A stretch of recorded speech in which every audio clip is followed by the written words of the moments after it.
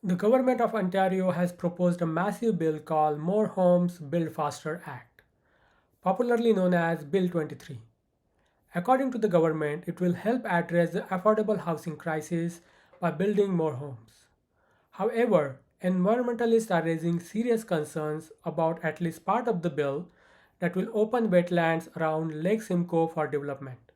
I talked to environmentalist Claire Malcolmson of Rescue Lake Simcoe about the new bill, how it will impact Lake Simcoe, and other initiatives undertaken by her organization to address climate change.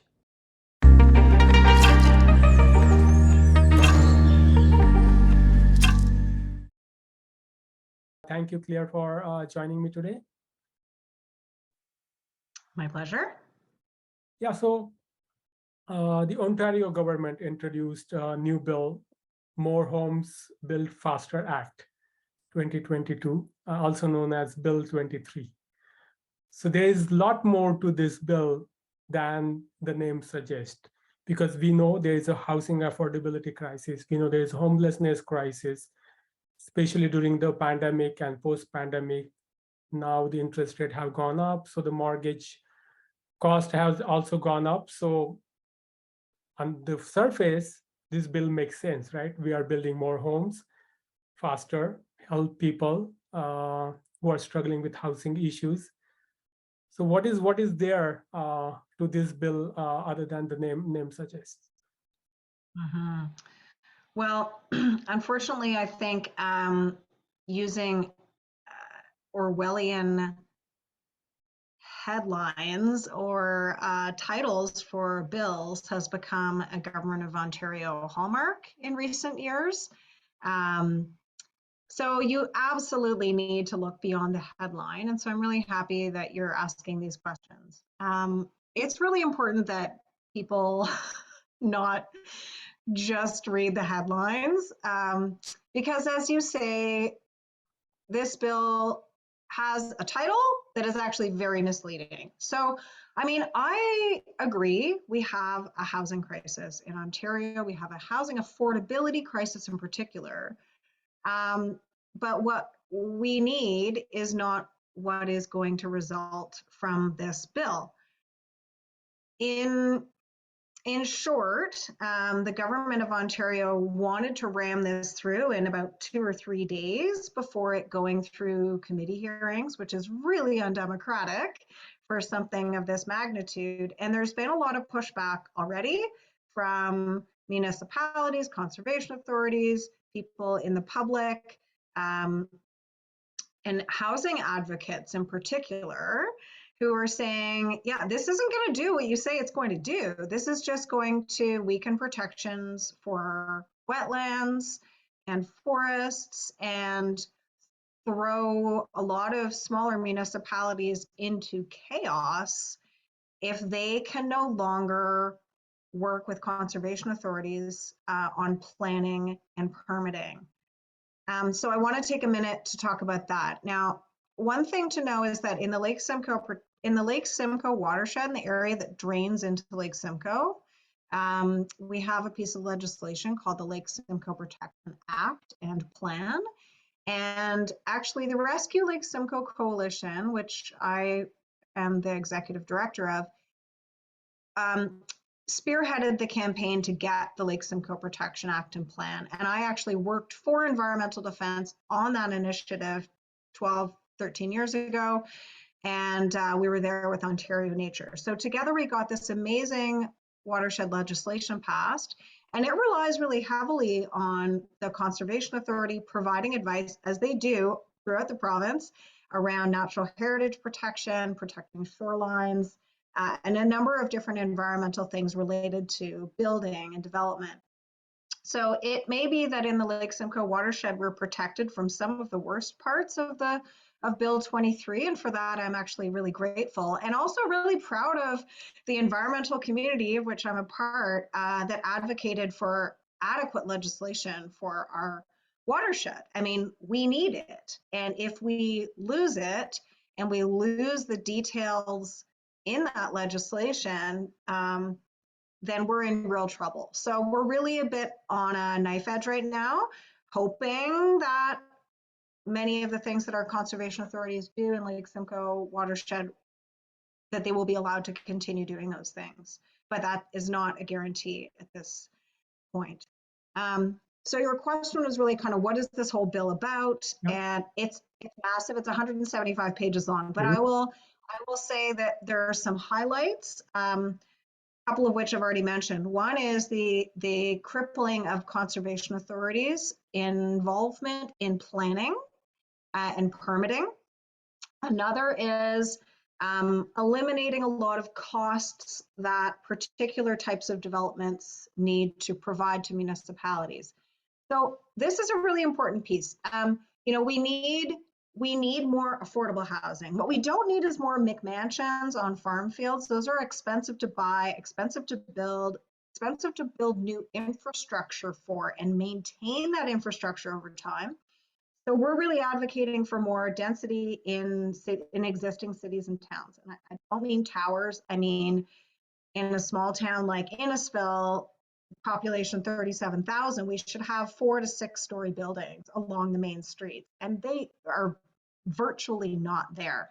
So that's the kind of thing that the province needs to enable and push through regulation. They haven't done that. They haven't pulled the levers that would actually result in getting more affordable housing. What they've done is they've said, if it's rental or social housing, then developers don't need to pay development cost charges to municipalities. The problem is that municipalities have extremely limited revenue generating abilities legally. And so the money that they don't collect from development, they collect from the taxpayer. And if we're talking about a moment in time when people are concerned about rising interest rates and whether they can even keep their home, you know, we need to look for all the ways that we can avoid unnecessary increases in the residential tax rate. So I would say that there are lots of ways that we can increase the amount of housing that's provided. But the province actually needs to do a much better job of doing that. And if they do that, they will get rewarded and pats on the back by housing advocates. It's really telling that right now they are not getting pats on the back from housing advocates. Yeah, and an interesting point you mentioned that, you know, utilizing the existing infrastructure by, you know, increasing density. And I remember there was a bill, there was a proposal during the last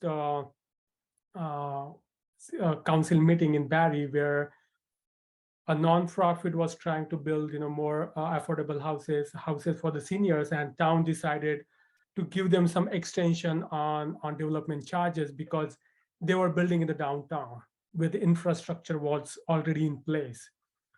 So they knew that, you know, they didn't have to, you know, invest a lot of money compared to a new development that was, you know, as you said, out of the town, and they had to lay the pipes and the roads and, you know, all the infrastructure. So, and one of the things I see you mentioned on your website, on Instagram pages, you know, why the urban sprawl is bad for Lake Simcoe, and there are various points you mentioned, you know, phosphorus, you know, higher salt. So can you talk a little bit about how that directly impacts Lake Simcoe, this development?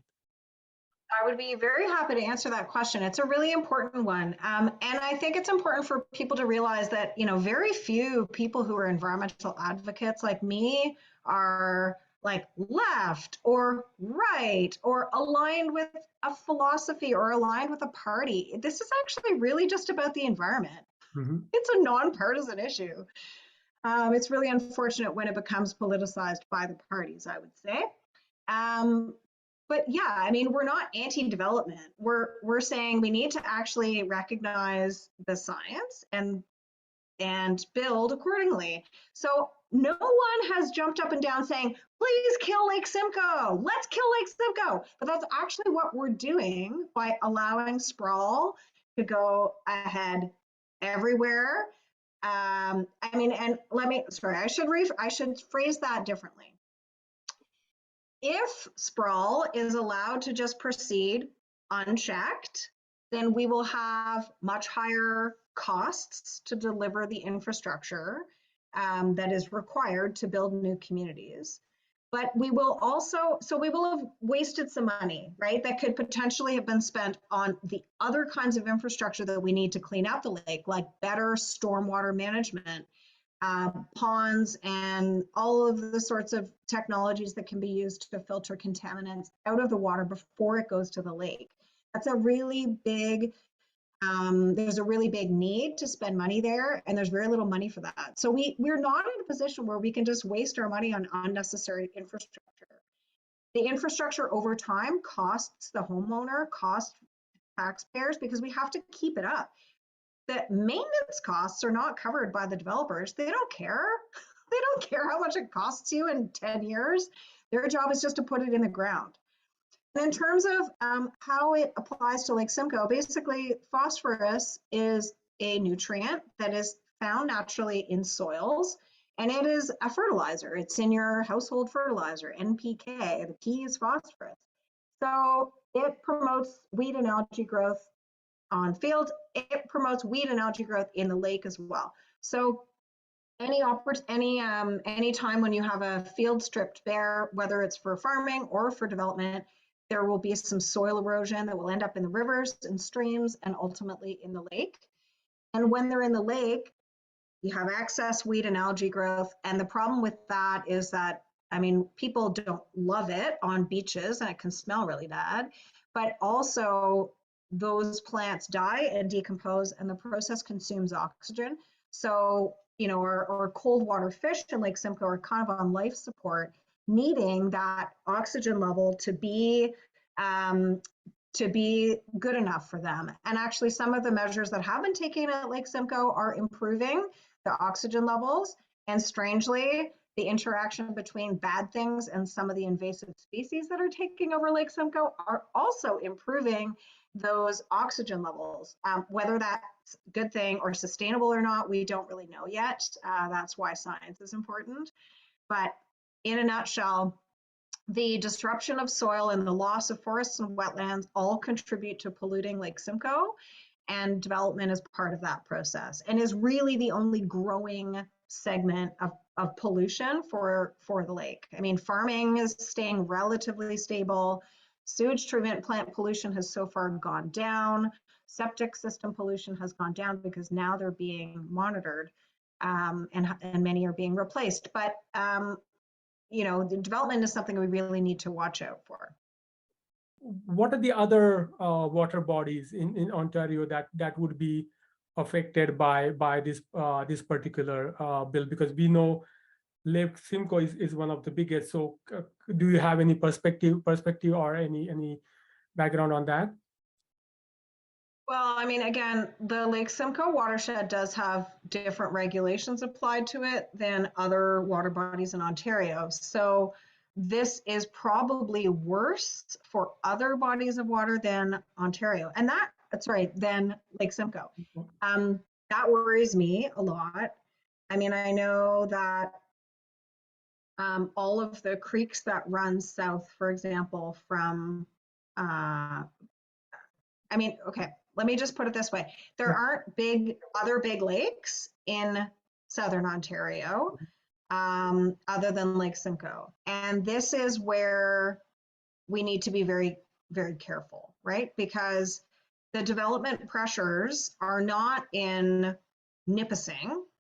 They're in York region and Durham region, okay? So, and Peel. Those are the places where we will see massive losses, like 8,000 to 10,000 acres for each of those regions in terms of sprawl over the next 30 years.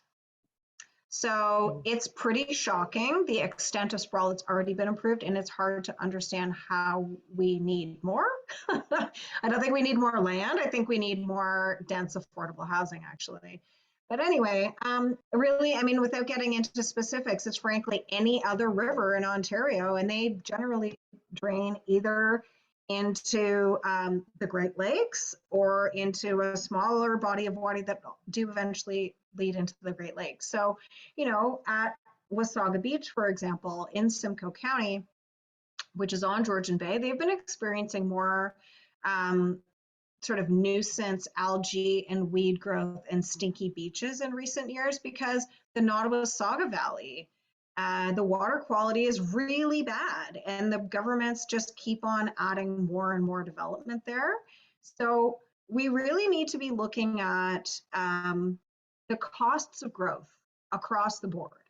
So if it costs more to clean up the pollution associated with a project, well, that's fair. That is the polluter pay principle. That is the most fair way to reduce pollution. You make the producer of the pollution control their pollution.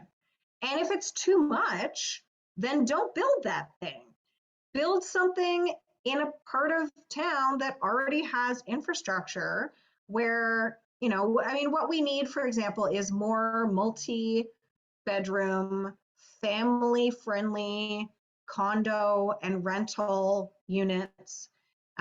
What the government has done with Bill 23 that is positive is that they have allowed 3 different homes to be built into one home. Apparently, and I haven't looked in this at this in detail, but apparently there are some really important details missing there. Like, okay, well, how can you put 3 homes in one home without allowing another door to be put on the house? And apparently those sorts of problems are still there. I mean, that's what happens when a bill is rushed through. Like this whole thing is so badly considered. But yeah, I mean, we should be ending exclusionary zoning in existing stable communities and allowing as of right building of triplexes, for example. I mean, I've lived in many different parts of Canada, and including Toronto, where I was in a community that was predominantly single family homes, but had lots of 4 or 5 story buildings. I lived in a 4-story walk-up co-op in central Toronto that was absolutely amazing. And I would have stayed there if they had 4-bedroom or 3-bedroom units, but they don't. So it's like, we have to acknowledge that people are earning what they're earning, and that with that money, they can only spend so much on housing. Even if everybody, as Doug Ford has just said, quote unquote, wants a white picket fence, which I really take issue with. Even if people think that they want to have a single family home with a yard, not everybody can afford that. And it's not enough to pretend that everybody's going to be able to get there. It's actually irresponsible. And it's just playing into the hands of the development community, who make the most money by developing greenfields.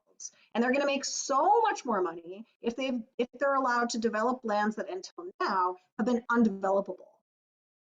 That they have those properties are not worth a lot because they're undevelopable, because they have a wetland on them, for example. And so one of the things that I'm really worried about is still to be clarified regulations coming from the province about how we identify and protect wetlands.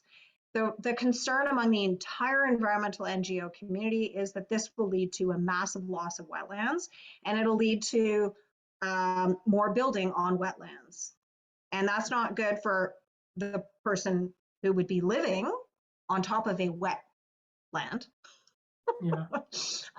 It's not good for water flow all around the area. It's not good for downstream neighbors, right? So, you know, we really need to look for the ways that this legislation is going to be harmful for just average people. I mean, you shouldn't have to research, is my home in a floodplain, to be able to buy a home or to be able to even rent a home. You should know that you're not in a place that is putting you at risk, especially if you're spending hundreds of thousands of dollars. So, I mean, I think it's really incumbent on the province to put some muscle behind the nice titles that they're applying to their new legislation. Yes, we need more homes built faster, but we don't need it done this way. This is really going to cripple the environment in Ontario and is actually not going to help provide the housing that we need.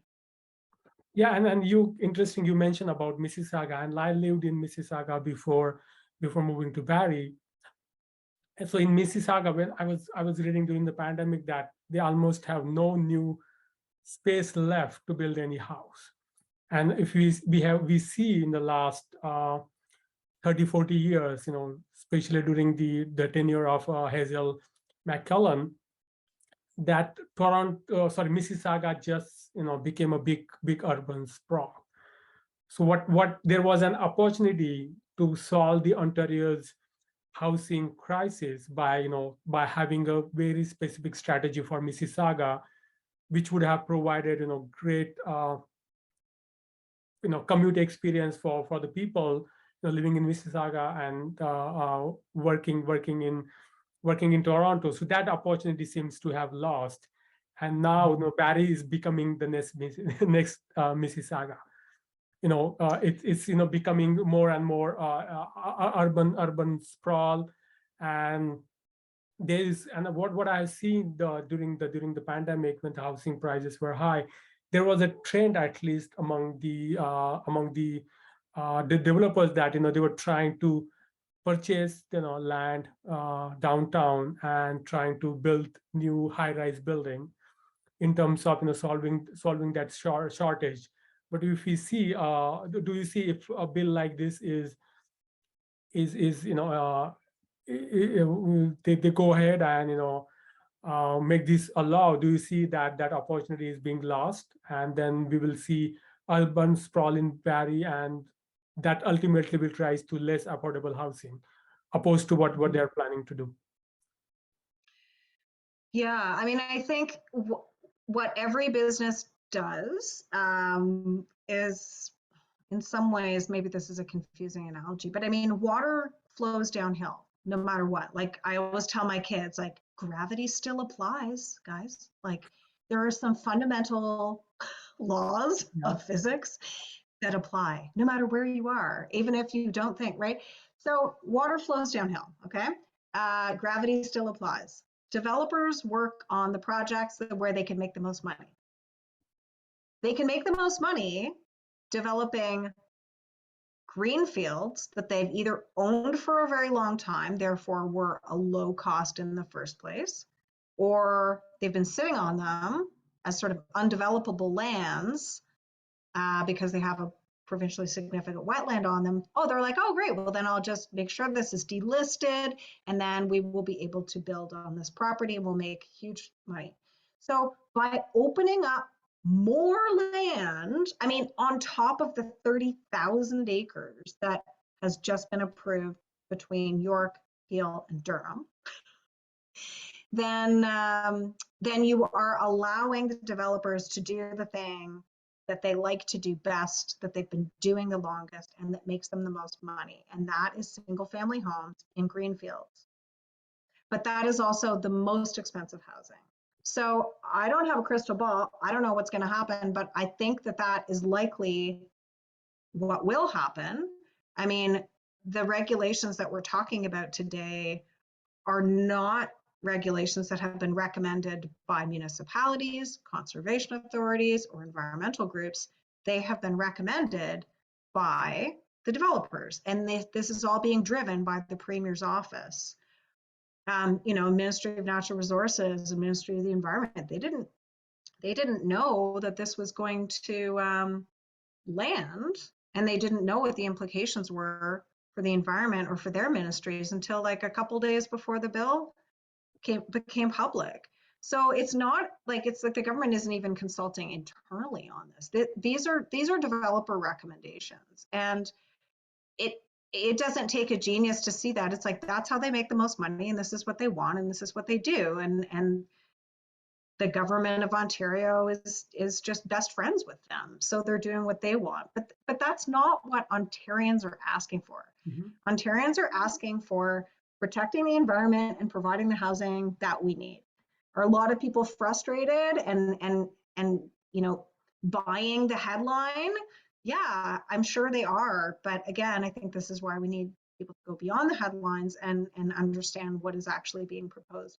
If we want affordable housing, and I don't mean just social housing for people who are unemployable, I mean housing that average people can afford, like education assistants and nurses, right? We need housing that people can afford without bankrupting their families and without living on the food bank. And I don't think that's too much to ask. These are not impossible policy goals. These are just equitable policy goals. And we can do all this while providing high quality natural environments by simply protecting them and just leaving them where they are.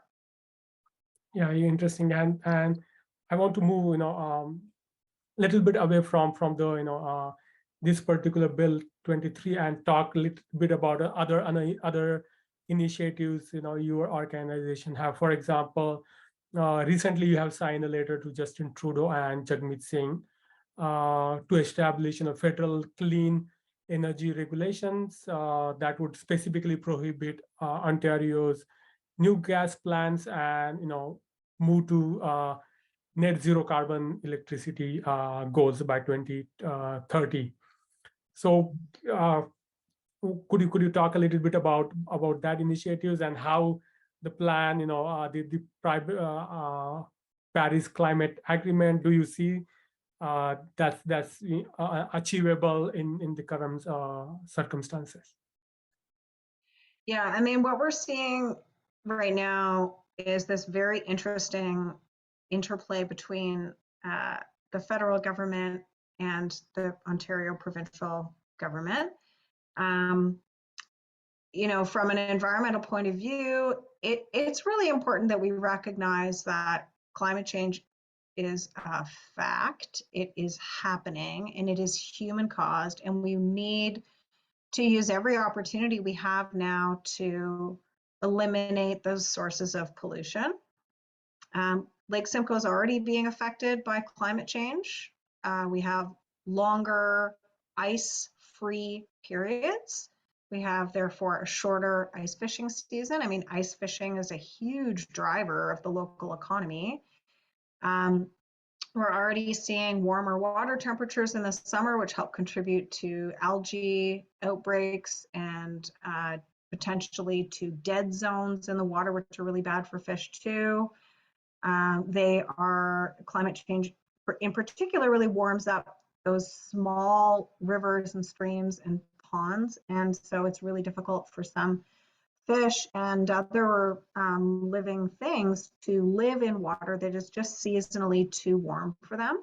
So it's already really wreaking havoc environmentally on Lake Simcoe. So invasive species, climate change, and phosphorus loads are the three main problems facing Lake Simcoe. And they're drivers for all of those, right? Anyway, so climate change is something that is really important for us to continue advocating for, not advocating for climate change, but we need to continue advocating for action on climate change. And really what that's about is one of our member groups, Drawdown Newmarket, which is really focused on climate change. They approached us and they said, we're going to have a meeting with our federal MPs, and do you want to join us on that? And I said, yes, of course. I always want to talk to any level of government about issues that concern Lake Simcoe. And I particularly wanted to remind those MPs that people care about the environment locally, and that actually all of these things are connected. So in my opinion, it's not enough to just set a standard. It is important that the government of Canada and all governments actually stand by their words. So we want, for example, the federal government to intervene with the Bradford bypass, because the government of Ontario is not following a normal environmental assessment process here. They've gutted the environmental assessment process, and then they exempted this project from it. So to be honest, there's almost nothing except for potentially a First Nations heritage site standing in the way of this highway being built. It doesn't matter what any of their studies say. They have given themselves permission to build this. So we've been saying, federal government, you need to step in here. No one's protecting fish. No one's protecting species at risk. No one is protecting forest and wetland. No one's protecting Lake Simcoe. And the federal government has a mandate to protect freshwater, climate, endangered species, and they have a target to reach 30% of the country to be protected by 2030. That means natural areas, like 30% of our landmass should be protected forever. And if they're going to do that, they should also include Southern Ontario as an eco-region. And if they're going to do that, then they need to start doing that, because we're losing our natural cover really fast across the province. I mean, not Lake Simcoe watershed has not been too bad because of better regulations in Ontario recently. But it is something that they need to act on. So I just want to be able to be there to say, yes, we support you writing these regulations, but if you really want respect from the people that are advocating for the environment, you need to actually do what you say you're doing and not just hide behind a bureaucratic process or say, anyway, without getting into detail on the Bradford bypass, which is another project that we're focusing on. And it's really all for the same reasons. Like, we're just trying to fight projects that are going to contribute more pollution to the Lake Simcoe. We can remediate, but it's actually much more efficient to stop the bad things from happening rather than create a problem and then ask the taxpayers to fix it. Yeah. Thank you for that. And that brings my a couple of final questions. One is about other initiatives, and one you talk about is Stop the Bradford bypass. That's one of your initiatives, and so just a little bit about other initiatives and what specifically residents, who live around Lake Simcoe can do in order to participate in those initiatives and create awareness, or maybe reach out to their local representatives. Barrie has a new council, a new mayor. How can they reach out to MPPs and MP and do something about these initiatives? Okay, great. Yeah, I mean, I think it's really the best place for people to get timely information about the environment is through social media. Mm-hmm. So the Rescue Lake Simcoe Coalition and lots of other environmental groups in the area, including Simcoe County Greenbelt Coalition, have pretty timely information on social media: Facebook, Instagram. We just started doing TikTok this year. And of course, Twitter. Mm-hmm. And so that's a good way to find out what's going on. All of us update our websites, but probably not as regularly as people might think. It's all most of these organizations are run on shoestring budgets, like less than $100,000 a year. So part of the reason that we're able to do that is because we work with a lot of volunteers. So really, it's probably the most important thing that people can do. Especially if you are a retired professional, we need you. I mean, these organizations are struggling to attract new board members. We need young people who are able to very easily do things like update websites. I mean, a lot of us, like I'm mid-career, I'm just under 50. We're fighting for the rights of future generations, and it would be really great if they joined us in helping fight for their future. We really need to see a whole lot more youth engagement, or our leaders are going to say, it doesn't matter what any of you say and do. If you don't vote, we will ignore you. So I do want to add that to the list. Like, donate some money, donate your time, vote. I am stunned at the number of people who are not voting. People need to vote. I mean, oh my God, we have a lot of problems here. The different parties offer different solutions. Pick one, just pick one. Anyway, people can find out about what's going on through through Rescue Lake Simcoe Coalition's social media.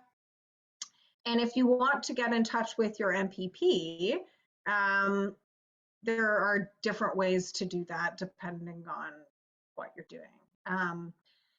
There is, just as, because you're on radio and nobody's remembering like URLs or anything, you can Google MPPs in the Ontario legislature. Your member of provincial parliament is your MPP, mm-hmm. and the Ontario legislature is where they work. And so there is a list of MPPs and their email addresses and their phone numbers. You just need to know what riding you're in. So, none of this is made super, super easy for residents. Like, the government often doesn't really want to hear from you, and they make it really difficult for you to have your say. I think it's critical that people understand that they have to do a little bit of work here to get a good world. Obviously, there's no guarantee anymore that living in Canada means that all your rights are protected and the environment is clean. Like, all of these things are under threat right now. So you have to reach out to your government official. I think one of the things that really upset me in the last municipal election was, first of all, extremely low, or municipal and provincial election, we had really low voter turnout. But you would never know that that was going to happen based on social media. So people should be looking for information on social media, but that is not really where you take action. You take action with your community, with a community group that whose values align with yours. Maybe it's a Lions Club. Maybe it's a knitting circle. I don't care. You just can't hide in your basement and be divorced from your community, or you will end up with a crappy community. So you got to get out there and get involved, and please do reach out to your local government and your municipal and your provincial government. You need to know that people care. Or the loudest voices in the room are the ones that will be heard, and those voices are the ones that are paid to be there day in, day out, and those are for-profit interests. So your for-profit interests and public interests are not the same, and we need to recognize that. And unfortunately, like the work that I do, it's just non-profit work, and journalism too. It's not for profit. We're not making a lot of money doing this. And so, we rely on the public to actually do what we're suggesting and use the research that we've got. Yeah, great. And one last question. Next year, I think you started in 2003, Rescue Lake Simcoe, and you will be celebrating, 20 years next year. So just a little bit about how did you get started, and what has been your experience so far? Because 20 years, fighting for one cause is, really you need really need lot of patience and grit to continue to do that. So how did you get started, and how do you see hope going forward? Yeah, I mean, for me, the patience and grit, I think, is just because I'm an Aries tiger. Brought up in a family where if you can advocate for good, you should do that. So that's my personal answer. The Rescue Lake Simcoe Coalition was started, though, because there was an awareness that had just grown, potentially connected to a project that I had started, also not knowing what was going on at Lake Simcoe. That there weren't just local issues, there were lake-wide issues, and that they needed to be handled across the whole watershed. The public was really cut out of any deliberations on that topic at that point. So public accessibility of decision making and of the criteria that those decision makers were using to make their decisions, that was something that some really very strong, powerful people with some money were very interested in having a bigger hand in. And I mean, one of those people is Bob Eisenberg, who actually just got the Governor General's Award last year. Another one of those people is Annabelle Slate, who got the Governor General's Award about 2 or 3 years ago. So these are highly decorated members of our community. These are real leaders who said, this is not good enough. I'm going to do something about this. I mean, that's what I'm talking about. So especially if you have money and power, you need to step up and get in there. That's how our organization was started. It doesn't look the same now. Our board is not comprised of wealthy white men really anymore.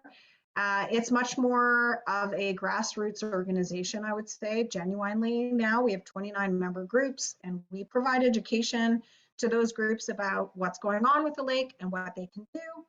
And we also give them the straight goods on what's happening in terms of government regulation, sort of what's behind the headline as we're doing today. And I spend a lot of time talking to media. So a lot of time just, understanding a bit more about what is actually happening, what's being proposed. I did a master's degree in planning because of my interest in understanding what was going on at Lake Simcoe. So there are lots of opportunities for young people to orient their career to pursue an interest that they have, for example, right? Whether that's the line of work that you do or not, you will be farther ahead in being self-fulfilled if you if you actually are studying something that's meaningful for you. And I think that that's really what drives all the people that are involved with the Rescue Lake Simcoe Coalition, is a sense of community, belonging to something that is actually, on the right side, and speaking truth to power, and providing information for their concerned community members. Awesome, great. So thank you so much, Claire, for your time and joining me today. And yep, thank you. You are very welcome. Thanks for asking.